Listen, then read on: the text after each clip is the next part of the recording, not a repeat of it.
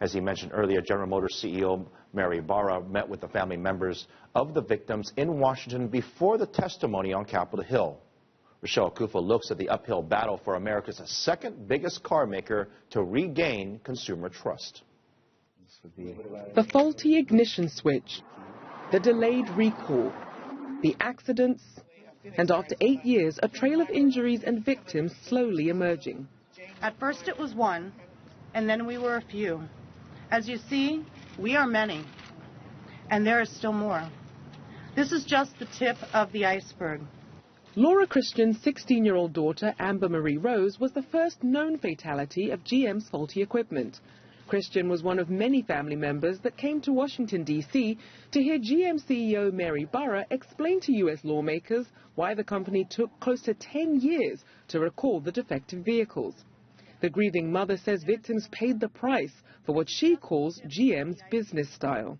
We are the people left behind when a loved one got into what was supposed to be a safe car, a GM car, a car that GM knew for years was dangerous and defective. Our daughters, sons, sisters, brothers, mothers, fathers, wives, and husbands are gone because they were a cost of doing business GM's style. Issues with equipment from GM and Toyota make up the bulk of the biggest recalls in the U.S. in the last decade, but Ford holds the record for the largest. In 2009, over 14 million vehicles were recalled over a cruise control mechanism that could spontaneously combust.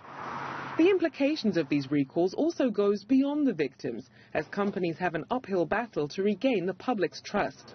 They would have to really go out of their way to prove that it's not going to happen again. I don't really want to get in a car that I know is faulty. I don't know. It'd be interesting to see how it plays out, see what their responses are, if it is shown that they're negligent, and what their first initial response is to that information. GM, nah. I stick to my Nissan, thank you. The warmer months usually spell a consumer spending spree for the U.S. auto industry. But car makers may have to work a little harder to ensure the latest headlines don't drive customers away. Rochelle Akufo, CCTV in Washington.